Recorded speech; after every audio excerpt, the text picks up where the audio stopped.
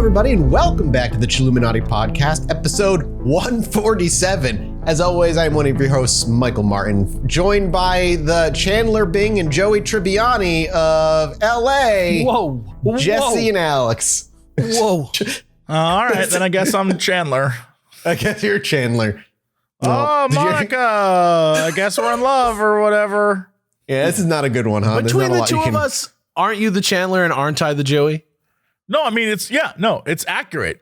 Yeah. I just feel like I've been boxed in to being the Chandler my entire life. Let us know in the comments if you think we're the Chandler or the Joey. That's this week's chill comparison of the week. It's a fun bit. I enjoy it quite a lot. It's also one of my favorite things. Chandler and Joey, what makes them the LA version? Like, versus the New York version. Yeah, like, like what makes them the LA version? That's a good question because they're not very New Yorkish, I feel. Well, you know what? I'll tell you this. Joey does end up going to LA in Joey, the spinoff show. So maybe does what the fuck is that guy's name? What's Chandler's name? Matt LeBlanc? No, that's Joey. Chandler Bing. Chandler Bing. What is his name? Matthew Perry. God damn. Perry. We got there. Perry. Are they both named Matt? I didn't even think about that. Okay. They're all named Chris. All right, back to one. Matthew Perry. Does he ever show up on Joey? I would imagine no, I he don't didn't. think so. Matthew Perry was going through some stuff, dude. That's a no on Joey. He's still going through some. I mean, he's not looking He's great. better than he was. That's true. I saw him at a Dodger game one time and he was bright red, but I think he seems at peace now. Surprisingly, I have seen all of Friends. So what? At least, yeah, multiple times actually. Can I ask you a follow-up question to that? What about Seinfeld? I have seen a couple of episodes of Seinfeld. Oh my god! All right. But I've seen all of The Office. Does that work? That's fine. Yeah, I'm not as mad as I am about Friends. I'm actually kind of disappointed you saw all of The Office. Like, if you'd have said I saw like 90% of the seasons, I would have been like, all right, my man. I checked out. No, I saw all of it. I feel like you stuck around to like Steven 6 or 7. I was out of there. Yeah. I would have been like, once Michael Scott's out of the picture, it's like, that's really where the series should have ended. To me, the finale was the wedding. Let's be real. Yeah, that was good too. Let's be real. That was another show. What else is real? Yeah. What? Alex? What? The money we make on Patreon. It's true. It is real. And not unless we spend it on crypto. That's true. Yeah, okay. Let's turn all of our Patreon earnings into NFTs. All right. Perfect. Cryptid NFTs. You know what I'm saying? We'll ruin the world. I know some really good artists. Amanda Flagg, she made our pins. We'll steal some of her art. NFT UFO. Yeah. Mel, we'll get some of her art that she did not make for us and steal it and turn it into NFTs. Instead, I do all the art and I just make a UFO and then we just color it differently and we sell 10,000. Yeah, I like that on the blockchain. Mm-hmm. Yeah. That sounds like a good sound business decision. In every single one. There's a different ape. There's a little ape in the window of the UFO. Guys, that's that NFT. How about UFO? Am I right? Hey. That's the new shirt from Chilluminati. It just says NFT, more like UFO. And then underneath it says Chilluminati podcast. Before you go shilling Patreon, you know what? That's a perfect segue for you to go shill our Mothman plush coming up. Guys, there's a Mothman plush coming up. Guys, we're going to Austin, Texas on May 26th. We're going to do a show there.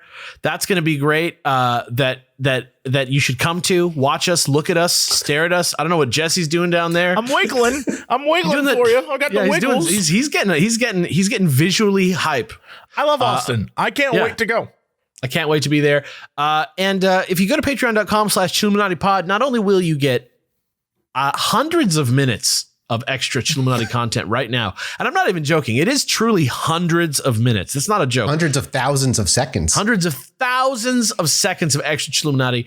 You also get access to a bunch of other great things. Like we have now Chill Tracks. This thing is amazing. It's like Mystery Science Theater 3000. And by amazing, I mean it's just these same three guys that you always listen to, except this time we're talking over a movie. And if you have access to the movie, you can play us right over it. And it's like we're going to be there with you in your house, which is either Nuke's top 5 or Alex's bottom 3. Nice. Yeah. Patreon.com/Chilluminati Patreon.com/Chilluminati Patreon.com/Chilluminati Hold on. Whoa. Slow down, The Poindexter. finest What is website. it? Patreon.com/Chilluminati Right. Okay. The finest website. All right, for today's episode, everybody, we are doing something we thought we did a lot earlier, but apparently it's like almost been a couple of months since we've done one of these, and it always feels weird when I revisit the idea. I love this. This is like, I don't even. If the show is just us reading shit, I would be all over it. No way. We That's it. definitely No did this work recently, involved. right? It was in February the last time we did one. That's recent for So- us.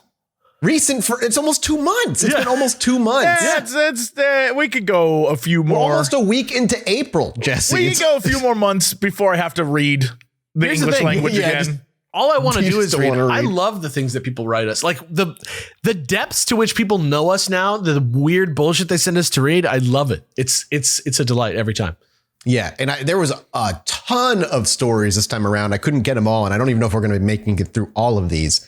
But without further ado, let's just jump into the first one, which is simply called The Little Ghost Girl, or The Little Girl, by Nikki spoilers. Gooner X49. Oh shit! Maybe her X-Men name? That's a hell of like a name. Yeah. Wow. That's like a Nikki LimeWire Gooner username. That's hardcore.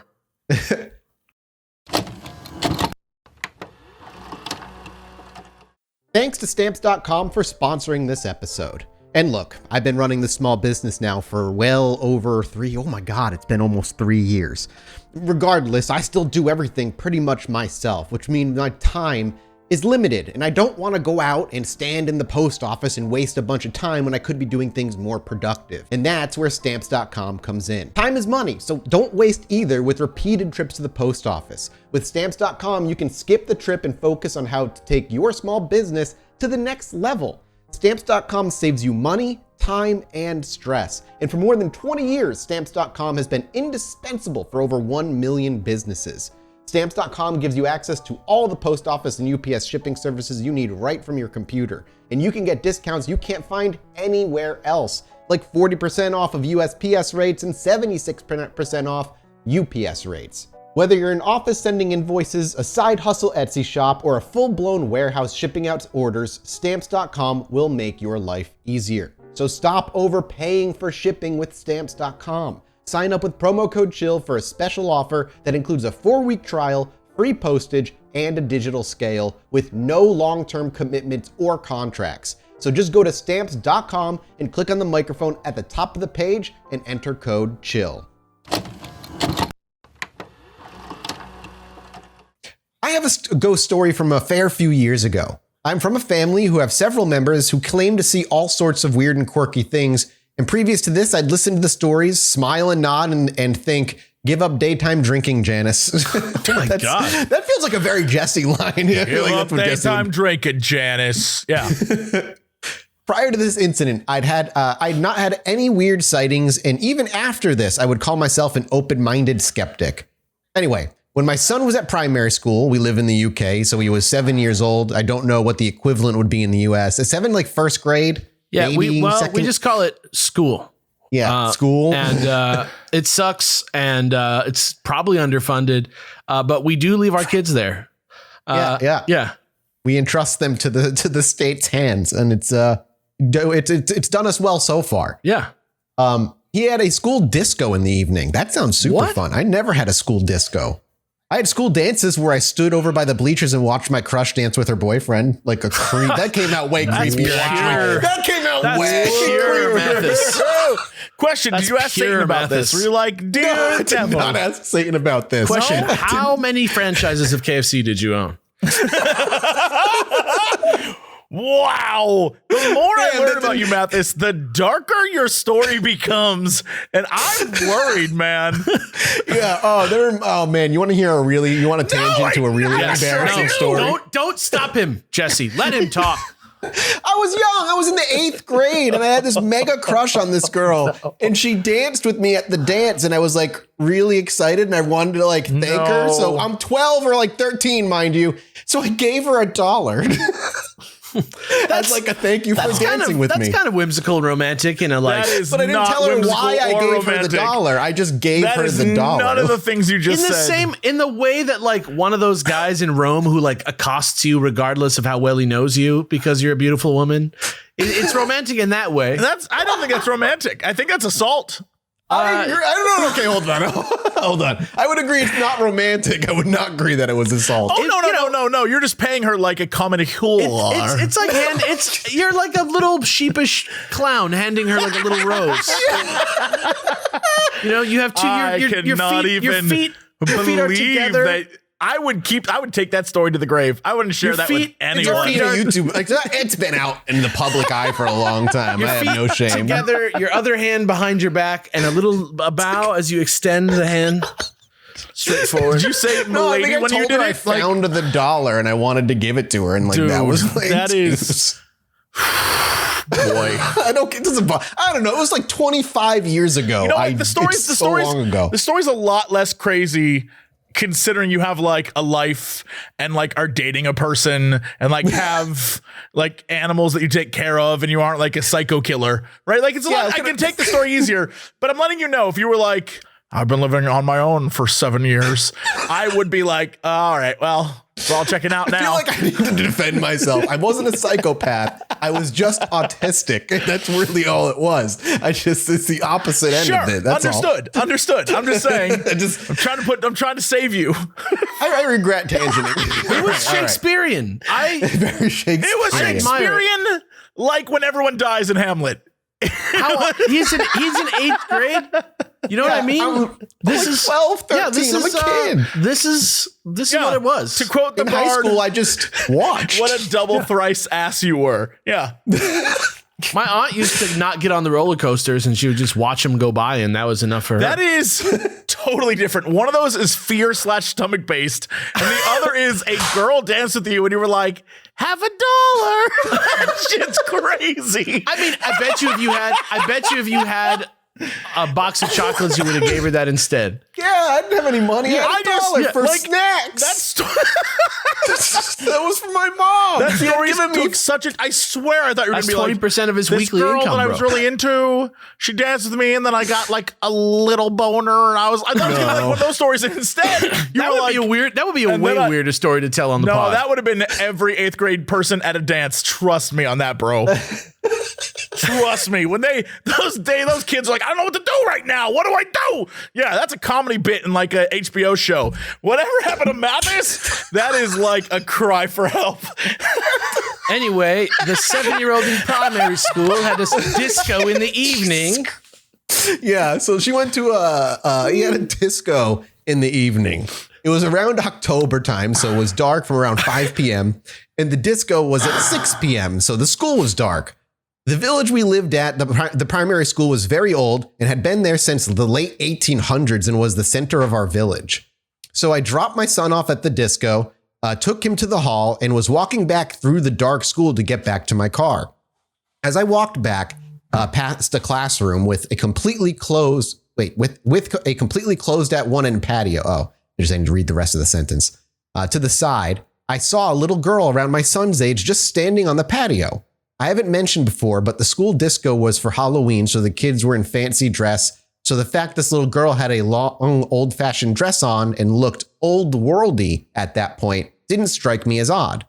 I stopped, smiled, and asked if she was okay. She shook her head in response, but didn't speak. Getting concerned, she was wandering around the school in the dark on her own. I then asked her, "Where's your mum, lovely?" She simply raised her hand and pointed behind me. I turned around expecting to see a harassed mum searching for her child, but all that was behind me was the wire fence in the churchyard with church and gravestones. Oh my God. Yeah, that's like out of a horror movie. Yeah, straight up like movie shit. Yeah. I spun back, must have only looked behind me for 10, 20 seconds, and the girl was gone, completely disappeared. I looked 360 degrees and she was nowhere, and the school was on a large enough building plot that I'd seen her even if she ran. But there was nothing. As I said, the patio was closed off behind her by a solid wall. I virtually ran all the way back to my car and took my sister with me when we picked up my son at 7:30. Years have passed and I still don't know what to make of it. I wasn't scared at first, but after I was a little creeped out. The girl was as solid as you or I, and I would be able to pick her out of a lineup. Her image is so imprinted. A little aside, in the early 1800s, before the school was built, the land had several houses where the poorer, larger families lived. And at one stage, sadly, an outbreak of disease swept through the village and a lot of families lost loved ones. Those people are the ones buried in the churchyard she pointed to behind the school. As I said, it was a strange occurrence and one I don't mention often, but one I can't quite explain. Well, you're welcome to share this. And that's it. That's just our little opening teaser of a story. Solid, believable, like, no sort of like weirdly cinematic like coincidences required for this one.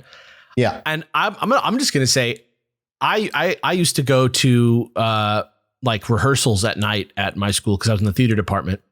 And so I would often have to like walk across the campus at like 10 p.m., long after everybody was gone, like maybe to go pick something up from the shop or whatever. And it is not a friendly place. No. A school campus at night, like a college campus, maybe you're all right. But like, because you can those hallways at night are just hit different when they're empty and it's dark and it's creepy and everything echoes and it's just and most so college campuses kind of like you can walk through them. You know what I mean? It's not like a fenced off little jail that looks like a neighborhood. Like it's weird in there, man. So yeah. I could totally see this being a thing. Very, very scary. All right, Alex, you're going to take the next one, good sir. Yeah, easy peasy. This one's called the Patupaya Rehe and it's by Farlap. Kia ora kuto. Greetings. After listening to the latest podcast, I felt obliged to mention another cryptid, or rather famously supernatural being, known in New Zealand as the Patupaya Rehe. Patupaya Rehe are generally known as the Fae or fairy folk here in New Zealand. They go by many names, mainly due to the tribal variation, regional Maori language dialects, or differing myths relating to them. Patupaya Rehe are characterized as generally having physical features such as hair, skin completion, and eye pigment, unlike the indigenous Maori, light or fair colored skin, red, blonde, or light colored hair, green, blue, or light colored eyes.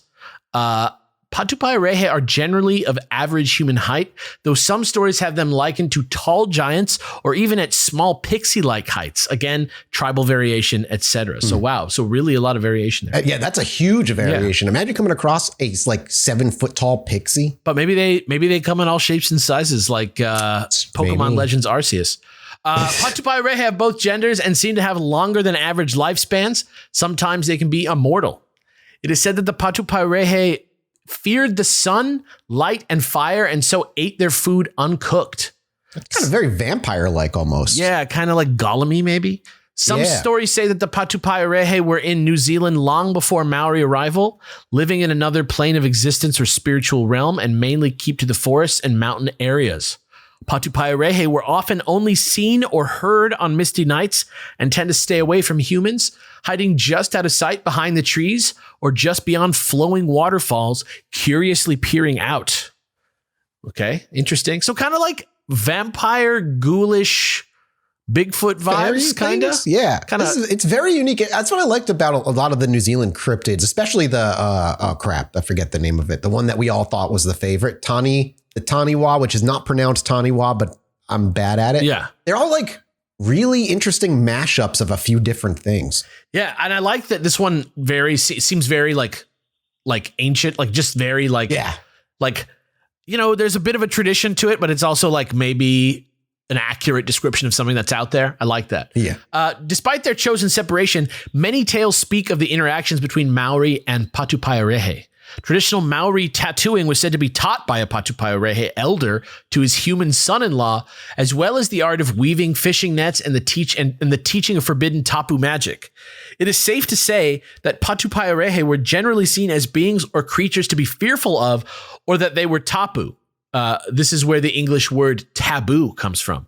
Oh, that's interesting. So it's kind of like just dark, right? Like occult stuff. I like that. It's kind of like the idea of, I don't know, sort of a New Zealand version of like, like how it is with the elves in The Witcher, or something like that, where there's like an elder species that has like communion with humans and stuff and are adjusting to the fact that there are humans kind of deal. I don't know. Kind of interesting. Patupaerehe are said to be able to speak to Maori. However, they did have their own language. They would speak Maori to lure humans away, children and adults, with their voices, songs, and flute playing, sometimes appearing to beckon people over, leading them into the mists, never to be seen again. However, some would return, often women nursing a child they had with a Patupaerehe, and this child would grow with some features of their feather, such as colored eyes, colored hair, or fairer skin. These children were known as urukehu. See, that's super like fairy-like. That part's like super fairy, like disappearing into the mists and having like this kind of like changeling-like child. Very bizarre. Yeah, but that's also like all these details are present in other like cultures around the world. Like, you know, they're like almost tropish. It's really kind of interesting, those types of things. Like, I don't know. I mean, this is like, you know, as an American, like very similar to like the things that we have in the Appalachian Trail, like the types of stuff that go viral on TikTok all the time. Yeah. Stuff like that. Or even just like a Skinwalker, but also like, I love that there's like a culture to them and that they have like society and community of their own. As a person of Maori descent, it was not uncommon to have the fear of Patupaerehe drummed into me from a young age. I remember our childhood home had a large tree out the front next to the driveway that my grandparents would warn me not to climb. This was because Patupaerehe would rest there and would take me away if I disturbed them. Besides, this warning probably being a way to make sure I didn't hurt myself, my elders strongly believed in this and would prove it by showing me where the Patupaerehe pooped. Oddly enough, at random times of the year, I can't wait to hear what this is about. Oddly enough, at random times of the year, a white, bulbously round donut poop would appear in and around the base of the tree. This would look as if to dry out, go chalky, and be gone the next day. This poop was proof that the Patupaerehe were around and resting in that tree. I was forbidden to disturb it in any way, and traditional karaika, which are like incantations or prayers, incantations or prayers were performed to remove the poop. The Patupaerehe that rested there never attempted to take me or my cousins, so they were left alone and the tree was theirs to rest when they visited. The poops, however, did stop when the tree was cut down, and I never saw the poops again. That is so fucking weird. That is interesting. That's weird. Was it like maybe it was a fruit or something that fell from the tree? It could be. I don't know. I would have thought, yeah. It's interesting that it got chalky and disappeared, though. You know what I mean? Yeah. I also had an Irish granduncle who was a staunch believer in the fae and fairies and often said he had little Maori fairies in his garden. My aunt lived with Grandpa Con with her husband, his son, and my younger cousin. My aunt told my grandparents about the Maori fairies, and though they initially didn't believe Grandpa Con's stories, they did once my cousin started playing with these Maori fairies. I remember my cousin telling my aunt, who's his mother, that the little girl with red hair wanted him to go with her, but he didn't want to. This coinciding with my aunt hearing my cousin yell, "Leave me alone," and go away earlier in the day while she was in the kitchen overlooking the empty garden. My aunt told my grandparents, and not long after my grandfather with his entourage of elders heard it out of their vehicles and into the garden. I don't, not to cut you off, but like, what could be creepier is like, what if it was just like somebody trying to kidnap the kid? You know, like that was my thought. It's like somebody on the other side of the fence, maybe, or just like, trying to like lure them. Yeah. Make them come over. But I mean, that squares super hard with like also like the traditional, more like Irish type of fairy. Like,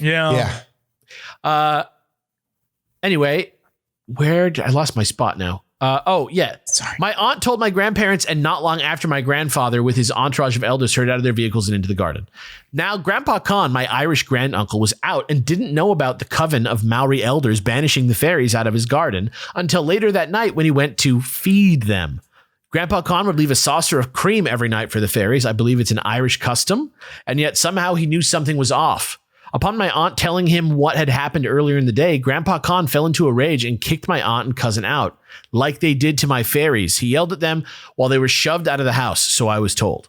My uncle managed to settle his father, but they eventually moved out after the incident, and Grandpa Con would pass not long after. Damn. Many people still believe in Patupaerehe today. Some stories speak of them, seeing them playing on misty days in the forest or protecting their sacred areas, making them still tapu even now. The many stories of Hunua Falls are worth reading about if you get the time. We have a tribe here called Ngai Tuhoe, who have many Patupaereje stories. This tribe are also known as Children of the Mist, as their tribal lands are in the heart of the Uruwera forests, a very misty forest. Pardon my pronunciation on this if I'm butchering it. And somewhat strangely, contrary to Maori customs, there is a children's show starring Patupaereje teaching kids about the Maori language. Dude. Okay. Rationalizing the existence or creation of Patupaereje is an interesting subject in itself. The strongest theory that I've come across is that Patupaereje may have been a way for early Maori to understand albinism, the lighter skin, pale hair, eye color, and light sensitivity being common traits of albinism. However, this doesn't explain the poop. I have my suspicions that it may have been some weird puffball fungi we didn't know about. Who's to say? Anyway, thank you for taking the time to read this, though I like to think I am a rational thinker, a man of science. In fact, I am culturally bound to these beliefs, and I would without a doubt be the first person to chicken out if someone was to dare me to mess with the Patupaereje. There's just some things you don't mess with. P.S. And this is a tip for this, the word that you were saying the other day, Taniwa, right? Yep. But how do you pronounce it? That's the real question. The pronunciation guide that they included is links to a broken link for me, but I want to give it a shot. Oh, here it is. I got it. Oh yeah. Tanifa. Say it one more time. Tanifa. Well, it's like an F. Oh, well, there you go. Yeah. I'll send you the link so you can teach yourself one day. I have many family stories of it. My grandfather's sister lived on a lake that had one that would often save the children that swam out too far. My tribe has a founding story that there were two fire Fanhiwa. Is that how you say it? Yeah, that's pretty close. Two fire Fanhiwa erupted our sacred volcano to warm up our chief who was cold. Stuff like that I can share at a later time. Pretty interesting stuff. That's cool. Yeah.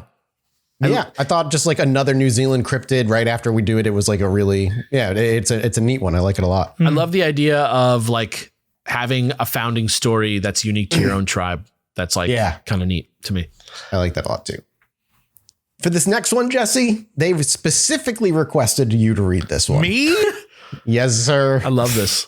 Called oh shit, I didn't give you the name of this one. Oh well, my bad. Probably I'll for get the best. name while you read it. The dream is called The Naked Dream for Jesse. So probably the best. I don't know who this is. The Reddit name is Jen and Tonic. Great. Lovely.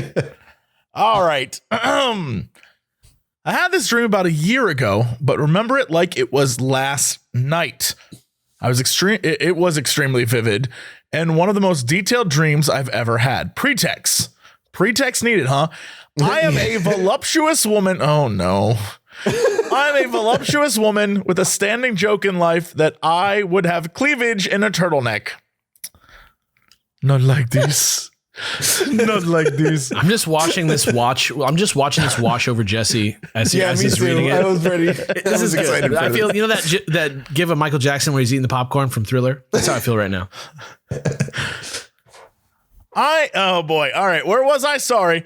In the dream, I am fully nude. Sitting, I guess it is called Naked Dream. I'm fully nude, sitting at a corner table in the mall of my childhood, people watching. I'm wearing an egregious amount of jewels, and my hair and makeup are done to perfection. It's like Lady Godiva. Yeah. No one seems to care or notice my newness, and I don't seem to be embarrassed at all or try to be covering up. Mostly I'm just contently drinking a Diet Coke and people watching. An older woman approaches me and states I needed to cover up as very upset. An older woman approaches me and states I needed to cover up, and as very upset, this brings attention from other shoppers. I guess, is very upset. Whatever. Yeah, I think. I look at her dead in the eye and say, I'm wearing a full face and a lash. What the F more do you want? And I woke up. Let me know what you think. And yes, this is absolutely fine to read on the pod, as it makes me laugh every time I think about it. Can I blow your mind? I'm totally gonna ignore the nudity part. Actually, I'm not, because nudity is a sign of vulnerability. I love the literary like tee up that this dream is. You know what I mean? Yeah. But the jewels, right? Jewels are a representation in dreams of what's valuable and important to you. And the fact that you were layered with jewels upon your naked body, sitting in a mall, which, if you have dreams about malls, this is the one I know the most. Dreams about malls, because I've had many dreams about malls, it represents you wanting to acquire something or obtain something of value that you need in your life. So you have a dream with you're like in a mall, it means that there's something in that dream that you want, right? It's like the Amazon.com of your subconscious. Yes. Here's the thing, though. You're in the mall, people watching, covered in jewels, naked. To me, this says that you are very content. You're in a place where you want a bunch of stuff, but you're covered in the things that are valuable and important to you. And you're exposing yourself. You're vulnerable to the rest of the world. So you are like in a content, chill place. And this lady comes up to you and is like, how dare you? And you're like, lady, get with the program. I'm doing all right. And I'm letting you know, I think that's what it means. I think it's that's why you enjoy it. And it's not like a terrible dream, because it shows you just how happy you are with where you're at right now. It's almost like your brain empowering yourself. Yeah, absolutely. I love that. Look at that. Look at that positivity. That was a great interpretation of a dream that I was excited for Jesse to read. Rushy was very excited to read it. It's like the end of a Mega Man episode. All right. Thanks to HelloFresh for sponsoring this episode. And if you don't know what HelloFresh is yet, let me explain it to you. With HelloFresh, you get farm-fresh, pre-portioned ingredients and seasonal recipes delivered right to your doorstep. You skip trips to the grocery store and can count on HelloFresh to make home cooking easy, fun, and affordable, which is why it's America's #1 meal kit. Ingredients travel from the farm to your doorstep in under a week, so they always arrive fresh, all without a trip to the grocery store or the farmer's market. HelloFresh has fit and wholesome recipes for satisfying and nutritious meals that you can feel good about, with 6 recipes per week to choose from, including low-calorie and carb-conscious options. I've now been using HelloFresh for, I think it's been over a year at this point, and I wouldn't change a thing. It stopped me from going to the grocery store so often, and I now know I comfortably have 3 meals that I won't have to even think about all week long, which saves me time and stress. You can do the same thing by going to HelloFresh and signing up. Go to HelloFresh.com/chill16 and use code chill16 for up to 16 free meals and 3 free gifts. That's HelloFresh.com/chill16 and code chill16 for up to 16 free meals and 3 free gifts. HelloFresh, America's #1 meal kit.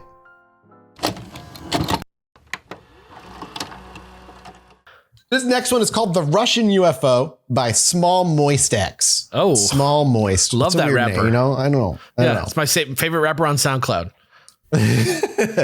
Hey all, long-time listener, short-time writer. Before I start, I wanted to thank Mathis for being a bit of an inspiration with someone with ADHD, and hope you guys enjoy this. Hell yeah, man. Neurodivergent people unite. Don't let that shit stop you. Do whatever you want.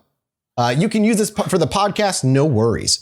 I grew up in a small town in Russia called Zelenograd. It's a relatively new town created in the 1960s. Originally, it was a small, closed town since it was reserved for institutes and research labs, and the only people living there were the staff. My family moved there right before I was born, around the year 2000, after the town was open to general public. Even though the town became more open, it is still a hub of scientific research to this day. My friends and I used to sneak into old abandoned underground research facilities. This is fucking Stranger Things. Like, what are we talking about? That just sounds like a kid's dream come true. I would have loved to have something like that in my town. I could have gone and explored. Abandoned Russian science facilities in your hometown? That would that sounds so wild. That would have been fun to grow up. No, Jesse, you're saying you would have enjoyed that as a kid? Look, as an adult, that's dangerous. As a kid, I definitely would have gone. I'm no fool. Mm-hmm. But as an adult, I'm like, no, thank you. That's how I get rabies. No, I'm good. that's your very primary concern. Yeah. Rabies. I mean, all right. What else would you get there? I don't know. Somebody living there murdering you? Nah, the radiation would have killed them long ago. The Upside Down? That she gets sucked into the Upside Down? The Demigorgon? Okay, fine. A gorilla with a human brain? Come on. who just wants to love, and he wears like a big diaper that he poops in. Yeah, Come he on. hugs you to death. He's like, I just want to love you. Yeah. What is this in reference to? Is this a joke you're just making up, or is it referencing just a something? general pulp? Look, I thought of Gorilla Grodd. Little That's Grodd, why I was just... little Hellboy. right. You know, Like, we're just you in that know, zone. yeah, We're in that Hellboy. you just realm. have to be in media, Mathis. You just don't Rasputin get it. is in the trying mix. so You haven't hard. seen enough TV. It's called cultural context, okay? I've seen a lot of 90 Day Fiancé. That helped a lot. That's true. It sure believe helped you that. do Yeah. something. I don't That's know. I'm not sure what it helped you do. Get through the day, I guess. It literally helped me get through Was the that day. your Anyway, COVID we gotta show? move on here. Yeah. Ever since I was a kid, I've struggled with insomnia, so I spent a lot of time sort of staring at the ceiling and doing nothing.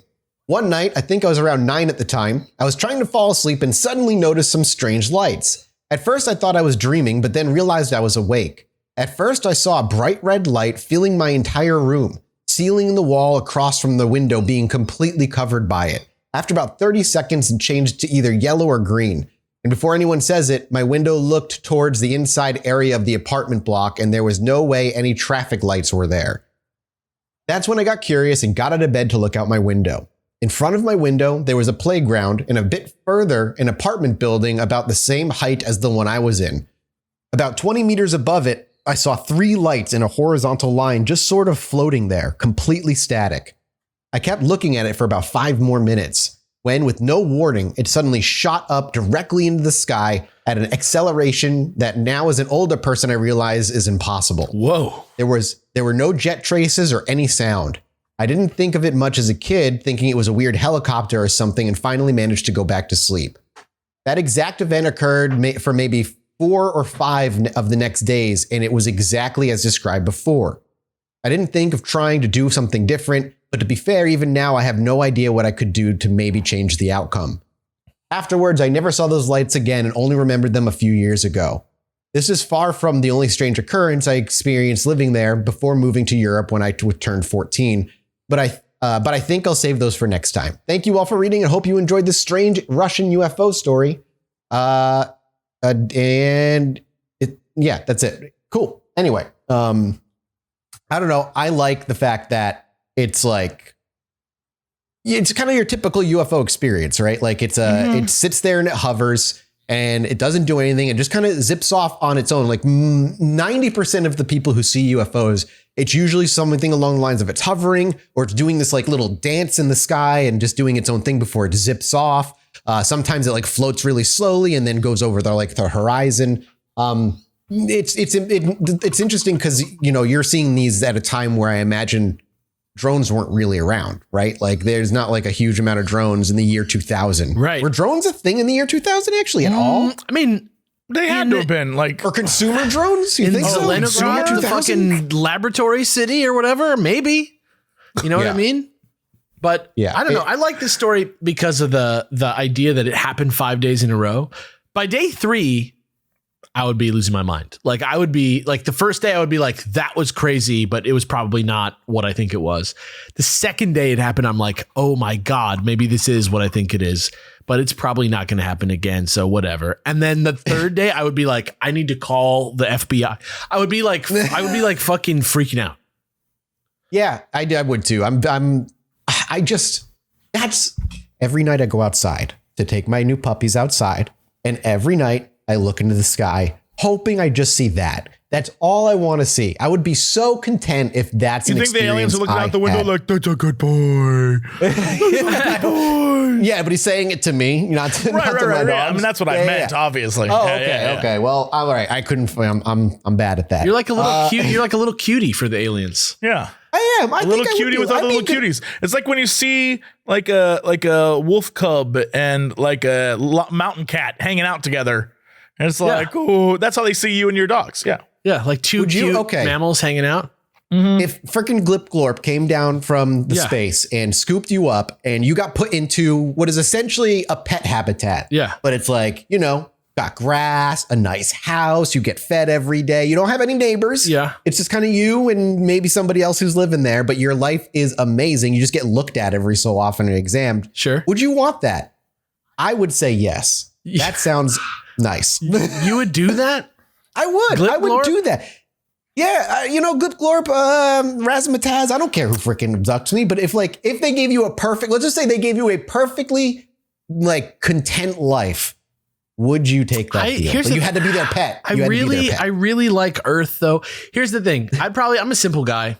Abduct me. You can get Earth entertainment and all that stuff. That's true. I mean, I know, but I have a lot of relationships. Like, abduct me, do whatever you want. I would appreciate that. I'd give you $1 nervously, and then you can drop me back off at home. God, fuck yeah. but real talk, like I would want to go home. I would be happy to be up there. I would be like, wow, this is insane. But I would be like very, very horrified. I mean, I've been in a foreign country for like just a couple days, and it's like pretty hard to understand how far away my house is. You know what I mean? Like it's pretty like a wild thought sometimes to think how far away from home you are. I don't know. I think being in space, it would be like it would feel suffocating the way it would feel to know I was at the bottom of the ocean. It would be scary. Ooh, interesting comparison. I like that. What about you, Jesse? Would you, I feel like you're also in the same boat. You would say no. Yeah, no, I'm all right. Why do you? Okay, but you're on the spaceship. It's real. And you're given the chance to live in the zoo or go home. Man, it's already real. If it's already real and the aliens are like, you get to live in the zoo. Yeah, then I would Netflix, Disney Plus. Whoa, question. Day and date, Moon Knight. Is there a breeding program in the zoo? Oh, if it's Grays, definitely. Yeah, that's Steven Universe action. In. To me, they want to maintain their zoo human population. To me, that doesn't sound like a lot of Zoomans, as they call them. Zoomans. They got to take care of their Zoomans, as they call us. If that means I can stop actually working and just like, you ever see those fat gorillas in the zoo who just sit there like, if I could just do that, oh my God, I'm in. I could stare at those motherfuckers for hours. I love that shit. That's the offer they give you. You're gone from everybody you know on Earth, but you get the fat zoo gorilla lifestyle. I'd be fine. I wouldn't. There's too much I want to do. No, I'd be all right. I get to go to space. I'd be so fine with that. I'd be like, my parents would understand and everyone else, F them. They'll find someone to replace me on the podcast. It don't matter. Irreplaceable. I'd be like, that's the finale, dude. You get abducted. Jesse, out of all three of us, is the one abducted by aliens. I'd be pissed. Actually phone call you, not a text. I'd be like, guys, I'm going up in a spaceship. And they'd be like, this is Zipzorp. Get off my face. I would be like, okay, Jesse, you're the most skeptic of us all. Goodbye. Yeah. And then I just he'd be like, I don't know what happened to him. Yeah. Our podcast like stops being like a weekly variety, like paranormal show and becomes like a murder podcast for just about Jesse. Yeah. Yeah. We have the footage of him like, I'm on a spaceship. And then we have like experts like, it sounds like Zlipslorp is actually a real alien. We can tell like his voice was not made by human vocal cords. It came through the phone. Then we have somebody like a different YouTuber come and show that it can be faked by like deep faking voices, and it could be fake. That would be the greatest irony of all is if Jesse's disappearance was ruled fake because it was like a hoax from skeptics. Yo, speaking of that, can I just say, if you want to have a weird watch that's super fun, on Netflix is a documentary called Trust No One, and it's about the largest cryptocurrency theft in Canada, which is why I originally watched it, because I was like, I gotta know what Canadian cryptocurrency theft is like. All I'll say is it's about this dude who makes like an exchange, and then he goes to India and dies. And everyone's like, okay, well, can we get our money out at least? And his wife is like, I don't have the codes. I don't know how to access it. And everyone's like, did that dude just steal our money? Is he alive? And that's the premise. I will say it is 90% an excellent documentary. And then like all documentaries, the last 10% is like, oh, yeah. Like, there's never a satisfying ending in documentaries ever.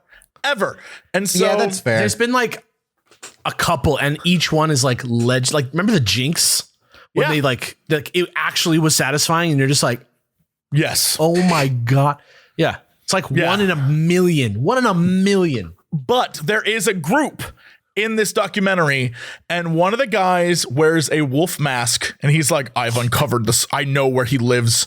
I know that he is alive, and I've uncovered. It's incredible. He's like, do they warp his voice? Oh, his voice is warped. He's in a wolf mask that looks like one of those, like he's like from a cyberpunk game. It looks dude, it's crazy looking. And he has a rabbit mask in the background, which makes it even better. Called? Dude, that reminds me of the Deathloop wolf mask party. Dude, I'm telling you, it's so crazy. And then there's like a dude who lives in LA who kind of is like a wacky guy. There's so many characters in this thing, and they're all just like, yeah, we just got into crypto. This one dude was like, I need to move to Canada, so I'm going to put $400,000 in crypto, then pull it out in Canadian dollars when I move to Canada. And he put it in, tried to take out 5 seconds later, and it didn't come out. That's how he knew he was getting scammed. He was like, my God. It's crazy. That's what happens when you have an unregulated market. No, I mean, like, that's his story. It's like, they recreate it, and it's, whatever. Oh, but my like, God. yeah, I don't know when it was happening. I don't know the details of the story, but I think a couple weeks ago, somebody lost $600 million. That was in a video game. Out. Yeah. And the video game. Okay. And I don't want to say we all know who that person actually was that lost the money. Yeah. But they may or may not have used to work at YouTube, so.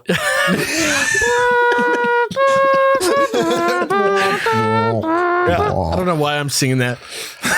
All right. Jesse, you actually are taking this next one as well. What is this? A dream and a sequel. A dream and a sequel. Oh, boy. That's what, yeah. By Inception Kurzel. 2. Kurzel. Hello, this is a dream I had several years ago, but now I still remember the details of it fairly vividly, which is very rare for me. The reason why this dream feels special enough to tell is mainly the fact that I remember it. So, you know what? That's good enough for me. Normally, I remember that I've had dreams maybe twice per year, but I never remember any details from them. With this one, I could recall it when I woke up, and I have not forgotten it since then. I originally dreamt this when I was around 25, I believe, which would be 6 years ago now. Damn, I can't remember a dream that I had 2 months ago. Really? I have a couple dreams that have stuck with me. There's like 5 dreams I've ever remembered. I would say, I would agree to that. I would say I have about 5, but like, yeah. None of them are this detailed. One time I shot my friends with a harpoon gun underwater. That was a dream I had. Hell yeah. Mine was I was drowning a baby when I was babysitting them. Happening to you? I'm dead fucking serious. I was a teenager, and I remember I was drowning a baby, but then I realized I was dreaming. I was trying to wake myself up. I can't. That's why I am it. I killed my friends in a dream, and you're like, so there I was drowning a baby. Like, you can't keep doing this. I'm trying to give you outs, and you're like, so there I was killing children. Like, what? I just have my teeth fell out once. I was falling one time. I had a mall dream, which is why I know about the mall dream stuff. There's a girl that I liked in a mall, and she was in a mall, and I tried to grab her, and I couldn't ever see her face. I always have hotel. Oh God, that's horrifying. Yeah, that's like Inception or Eternal Sunshine. Mm-hmm. Yeah, I always have hotel dreams. That's the ones that I remember. They're always in like a hotel that I have the sense that it's on fire, but I don't know for sure that there's fire anywhere. When I think about it.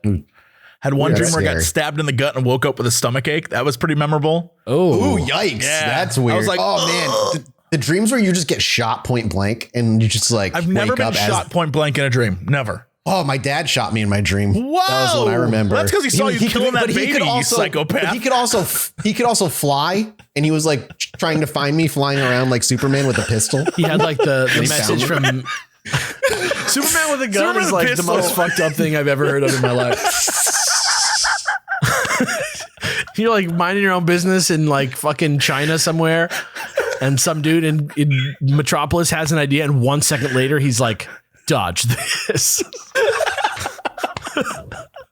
I can't. The That's basically what the Matrix becomes. It's so comical.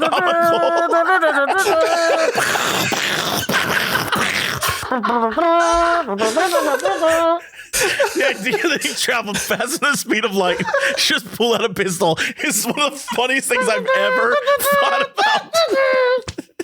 about. Superman with a gun. But he can like pull the trigger so fast it would be like a machine gun.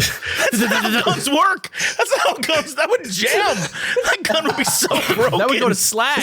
He's fixing the gun at super Well, speed that as tells he you how much I shoots. know about actual guns then. The NRA All right, presents let's do this stream. in association with DC Comics. Superman with a gun. Lex Luthor is fucked. I feel like that was definitely after the death of Superman when they had like 18 Superman comics and they were all different. There was definitely one that was Superman with a gun. I felt the earth We're holding trying a it out. gun. I was the last son of Crypt Gun. Crypto Gun. My parents were venture capitalists who transitioned into the crypto lifestyle in 2021. Mathis is broke. I shot my first bank robber in the head at age 10. I can't stop. You just gotta stop. You gotta stop. I just thought it was funny. My dad could fly and shot me with a pistol.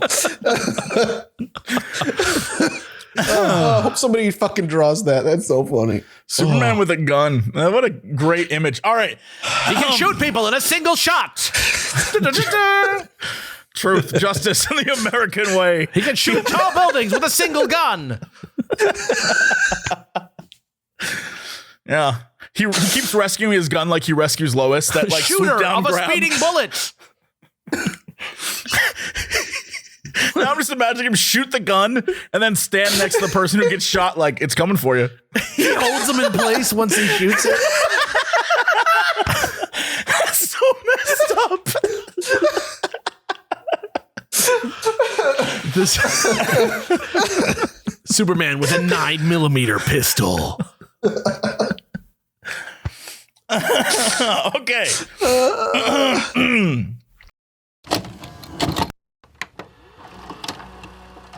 Thank you to Felix Gray for sponsoring this episode. And let's just be honest, I've said the same thing every single time.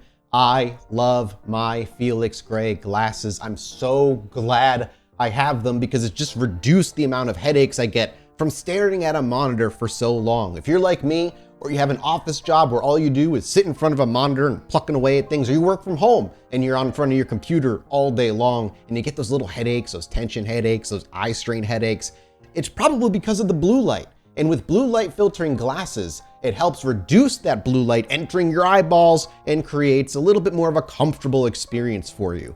On top of that, Felix Gray glasses look really, really nice. 5 years ago, Felix Gray set out to create eyewear that would improve daily screen time, and since then, Felix Gray has been on a mission to create a better relationship with technology. Felix Gray lenses filter 15 times more blue light that can make screen time tough on the eyes and disruptive to sleep. With Felix Gray, you can get prescription and non-prescription. So start off the new year right with Felix Gray. Use our URL, felixgrayglasses.com/chill.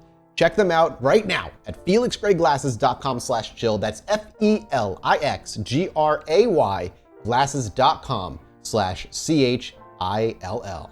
Free shipping, free returns, free exchanges. felixgrayglasses.com/chill.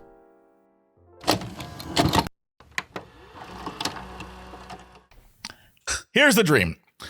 It started with me standing on the edge of a soccer field. It was the town I had been born in and moved away from when I was 5 years old. I still knew that this was the same soccer field, and I knew it despite what my mind told me was a mountain on top of it, okay?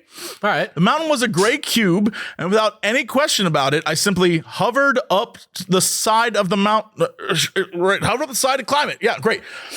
When I reached the middle of the cube, a large section was cut out from it. In true dream fashion, I have very specific visual of how this looked. Imagine if you were to view this cube mountain from the side.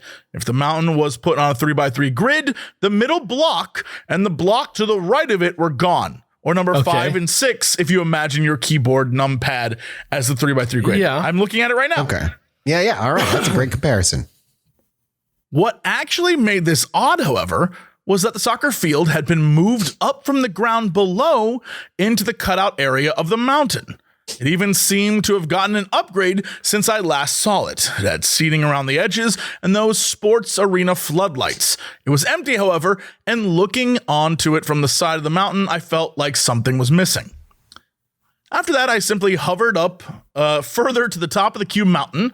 I saw a simple playground, a few platforms to jump between, a net to climb on, and a small zip line for kids much smaller than myself. I even saw some trash strewn around, empty juice boxes and empty bags of candy for the most part. I then saw 4 small sleeping bags, and at the sight of them, I jolted awake with the realization I had dreamed this dream before when I was much younger. Whoa. I wonder if that is real or like maybe that was like a real moment and you thought it was a dream because it's a memory. What's interesting about that is the idea of the mountain, right? Arenas, any type of sports arena, anything is always about struggle and conflict, right? Like that's like the general notion. And then a mountain is about obstacles and overcoming that stuff. But the idea of the playground and seeing the sleeping bags and seeing, it's like a memory of childhood and youth and like, you know, all the good times that you had maybe before the struggles and the obstacles. I don't know. It's interesting. Well, what about, let's continue. Yeah. What I remembered from the chronologically first dream was that I was very young and at the same soccer field and at the same cube mountain. I floated up the side and came to the cutout portion where the soccer field now was placed. A man was standing in the middle of the field. He was dressed in a cowboy coat and hat, which immediately placed him as my grandfather in my mind, as he was the only one who wore that kind of stuff in my life. Okay.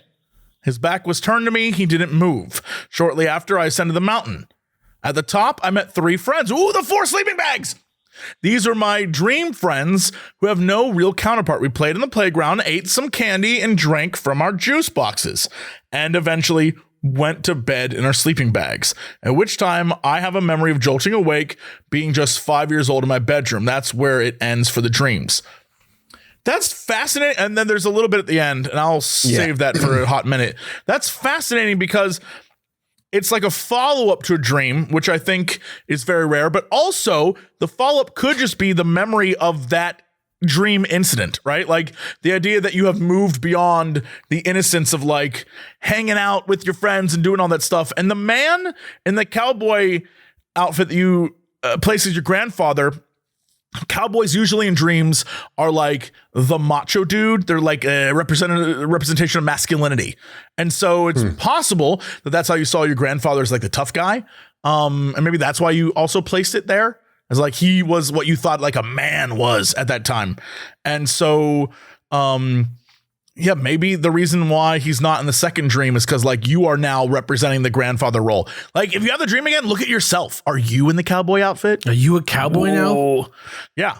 Yeah, I don't know. I think it shows the idea that the soccer field now is more, there's more to it. I think it's like the soccer field matured, right? Like more is happening to it. So the cube could be a representation of your life and the struggles and things you overcome, and how you easily surmount the cube and like you get up over it, but like, you know, you're older now. I don't know. There's a lot to work with there, but I'm curious what this last paragraph is because I see the first 4 words and I'm all right. Here we go. I can't believe aliens would abduct me twice and implant the same bad dream into me twice. You'd really think they had better quality control than that. Either way, I don't think this dream means anything. I don't think any dreams mean anything. Well, that defeats the whole purpose of me What I think happened is my brain dreamt up a short dream twice from the perspective of 2 different times in my life. At the time, I was deep in the paint of Kingdom Hearts, and a classic way of telling stories is the series deliver a mysterious cutscene, and then 5 years later, put the origin of that cutscene into the actual game. Ouch. Maybe Tetsuya Nomura abducted you? Maybe. Anyway, this is obviously fine to read in the podcast, even despite it being on the longer side. Cheers. The thing that's most interesting is the cube to me. Yeah, me too. Yeah. That's such a cool visual, I think, honestly, I think the cube bit might be the Kingdom Hearts bit. Like if you're saying I was playing a lot of Kingdom Hearts, the idea of that cube and the way that Kingdom Hearts is told, that may, like, sometimes we take things that we love and put it in our dreams because it's like, on our mind.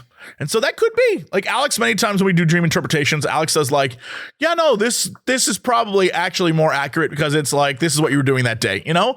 And it's possible. It's very possible that most of this is just like, you really like Kingdom Hearts. Yeah, it's true. Yeah. Like the big cube. I mean, that's very video game. I don't know. It feels video game to me. Yeah. Especially because the cube is squared, you know, and it's a 3x3. And so you visually recognize that. And that seems like a battleground mechanic, like a chessboard that you would see in, when Kingdom Hearts actually had like a plot, that kind of thing. No, it does not. All right. This next one was amazing. Oh God. All right. This next story is the last story. Alex, it's a long boy and it's all yours. Yeah, I got you. First of all, shout outs to Kingdom Hearts fans. I bring shade, but I play Metal Gear Solid, so who am I to talk? Anyway. Also nonsense story. You're right. You are correct. This next one's called Potential. She needed the bathing suit to breathe through her skin, Alex. It blew my mind. Trust me. It blew my mind. But that's not even the mistake. Like, it goes so. That's like tame. I can't go down this road right now. Potential Skinwalker by Upset Player. Hello, I want to start this off by explaining the title. I'm using a nickname for the creature in this memory because I've heard that mentioning it by name in any fashion can summon it to you. Not that I'm too worried about that because I live in the middle of a small, busy town, but still, better to be safe. Now for other notes, I have posted the story elsewhere, but I felt I should include it here too because I've just recently found the podcast and it sounds right up your alley. Also, this is okay to read on the podcast, and I have no problem with you guys interpreting this as what you think it is because I have no idea and am new to the supernatural world. Welcome. Okay, I'm trying to understand what a small, busy town is, and I'm like trying to wrap my mind around that. I guess it's just. I would imagine it's like a lot what going I'm thinking on. is like. Yeah, like maybe it's like in the central of a very like a center part where a lot of highways kind of crisscross through. Like there's a little town in Texas, Dayton, that's like it's a small town, but it's busy because it's a lot of like travel kind of goes through that area. All right, there you go. Now to get into the real bit of this memory. The beginning of this takes place about 5 years ago when I worked security for a state park in Indiana. I'd worked for the park for about 3 years at this point and had never noticed anything strange like this before. I'd never even heard of anything like this at all in the nearby towns either, except for a few older men who just wanted to scare people. It was the beginning of fall and the campground was still open for a few more weeks. It was late into the afternoon and we weren't terribly busy in the park itself, but our inn was packed for a wedding reception that was happening the next day. I had worked nights the last week and was looking forward to the 3 days off I had coming up. And this had been a relatively easy week, though, and I had been training a new security guard. I'll call him JJ. He was a nice young college student who was studying at the local university. He'd come to work at the park to help further his education. We just checked on the gatehouse closest to the campground when we got a call over our handheld radio. I responded and asked what was up. The inn's manager came back with a message about a young boy going missing from his group while they had taken a hike on the trails. His family had just returned to the inn without him and immediately noticed he wasn't there. Spooked, they reported it and we were called up to go look for him. I said we'd be on our way to the inn to meet with the parents ASAP and we left the gatehouse. It took roughly 15 minutes to get to the inn. I know time doesn't seem important, but it comes into play when we find out just how long this kid was missing. And the kid's parents were waiting for us. We did a routine round of questions. Where do you think he went missing? What trails did you take? How long were you gone, etc. And found out what the boy had been wearing, that he was 8 years old and where they thought he dipped off the trail. With the new information, we went back to the security building, a roughly 5-minute drive from the inn, to get our trail authorized vehicle and some medical supplies in case the kid had been hurt. It took maybe 10 minutes to get ready. At this point in the afternoon, it was starting to get a little darker and we had maybe 3 hours to find the kid before we'd lose most of our visibility. We were also getting worried about temperature. During the day, it had been a nice 50-degree day, but with the sun going down, it was dropping fast. If we didn't find the kid before we lost visibility completely, because even with flashlights, it's hard to see in the woods after dark, especially the densely packed areas, we were sure he wouldn't make it through the night. We hurried out onto the trails, racing the sun, and pretty easily found the trail the family had taken earlier that day. We started at the top and slowly made our way through the whole thing, calling the kid's name the whole time and making sure to look as closely as possible for any clues. Around an hour and a half in, we finally found something. In the briars along the edge of the trail was a kid-sized jacket that had gotten stuck. Immediately, we jumped off the four-wheeler and looked for other signs. After a 10-minute search, we found a small set of boot prints leading away from the jacket and further into the woods. We went back to the four-wheeler and grabbed our flashlights and med supplies before following them. We walked a good 20 minutes into the brush, calling for this kid the whole time and following his boot prints. This is when Jay stopped and asked me if we should split up a little to make our circle a little bigger, since it was just the two of us looking. I agreed. We stabbed a small knife into a tree so we knew where we'd started from, and he went left while I took right. Cue another 15 minutes of walking and yelling. The sun has gotten lower, and I've had to pull out my flashlight just to be able to see through the growing shadows. I'm beginning to lose hope, and we know we have only a good 45 minutes before we'd have to go back and at least call for reinforcements with better gear before coming back out. And who knew how long that was going to take? It could be too late by then. So I trudged on. I went maybe another 5 feet before I heard what sounded like a child crying not too far ahead of me. Thank God. I remember how my heart started beating rapidly. I called his name again, but he didn't reply, just continued crying. So I changed strategies. Insert kid's name. My name is insert my name. I'm here to help you. Are you hurt? This time I heard, yes, please help me. I walked faster towards the voice. Where are you? What's hurt? I'm here. Walking faster. What's hurting? I need to know so I can help you better. I'm here. I felt like he was just around a tree in front of me. The voice was so clear and sounded so scared. I opened my mouth to call out to him again, but was interrupted by my radio crackling to life. It was Jay. Hey, I found the kid. We're almost back to the four-wheeler. Where are you? My whole body froze, and I remember how cold everything around me suddenly felt. I know it must have only been seconds, but it felt like minutes that I stood there frozen. And I heard the most frightening thing I will probably ever hear in my life, and the reason this event sticks in my mind, even though it's been years since it happened. From right behind, it sounded like this kid was whispering into my ear. I'm 5'6". I can tell you an 8-year-old that is that tall. I can't tell you an 8-year-old that's that tall. Aren't you going to help me? Every nerve in my body was suddenly telling me to bolt, and I cannot tell you how quickly I ran out of that area. I didn't look back. I just ran. I wasn't even sure I was running in the right direction until I'd found the tree we dug the knife into.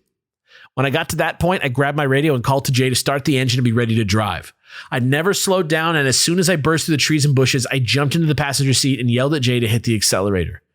He did, and we peeled off that trail. We didn't slow down until we reached the actual blacktop and were more or less forced to slow down. From there, the rest of the trip was silent until we reached the inn. We dropped off the kid with his parents, received thanks for finding him, and went back to our building. I never remember the trip there or what we told his parents. I don't remember the rest of that work night or really driving home. I was just trying to think about what had just happened to me. Had I almost died? What the hell was out there? Why did it sound like a kid? What did it want? I didn't know, and I wasn't sure I wanted to know. The following week was filled with nightmares and uneasy days at work. After about a month of this, though, I quit and shortly after moved out of that city to a smaller one about 1.5 hours away. I tried not to think about it much and eventually moved on, and the nightmares stopped. Since then, I have gotten a loving boyfriend who I've moved in with and plan to spend the rest of my life with. There you go. A new wonderful job, and had almost completely forgotten about that event. But a few weeks ago, Jay decided to throw a party and invited me and my SO to it. I hadn't seen him or our friends for a while, and he decided why the hell not? After a few too many drinks and some jokes, our job as security for the park was brought up since Jay is now working for the local PD.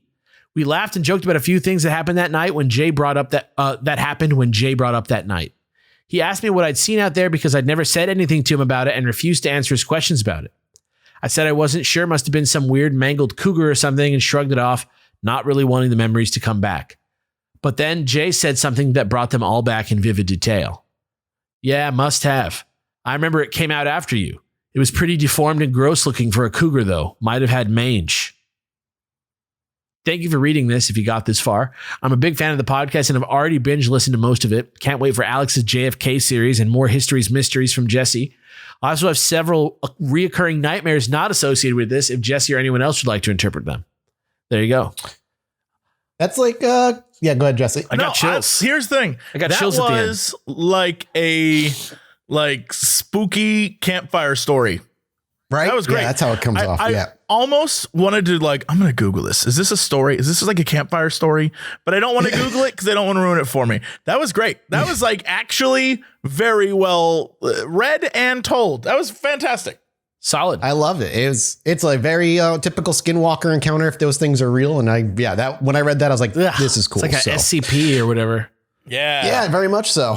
Well, thank you everybody for dropping all those stories. We couldn't get to all of the ones that I had grabbed today, but I'm sure there'll be another episode a couple months in the future. We are going to head off to patreon.com/ChilluminatiPod to record our mini-sode. And don't forget, May 26th, if you can get to Austin, Texas, live near Austin, Texas, or at Austin, Texas, we're doing a show. You can get your tickets now at Chilluminatipod.com. Get them. Just click that website. We got a few VIP tickets available and a few general admission tickets still Mexican available. Food. That's what I'm worried about. It's going to be delicious. And then finally, head over to theeddie.com/Chilluminati. We've got Mothman plushie coming out. You can sign up for. We have a new poster that's going to be out very soon, and we have a new T-shirt that's going to be out so very soon. So thank you guys for the support again, and we'll see you next week. Goodbye. Peace. Anyway, me and my wife were sitting outside indulging on our porch one night, enjoying ourselves. I needed to go to the bathroom, so I stepped back inside, and after a few moments, I hear my wife go, "Holy shit, get out here." So I quickly dash back outside, and she's looking up at the sky in awe.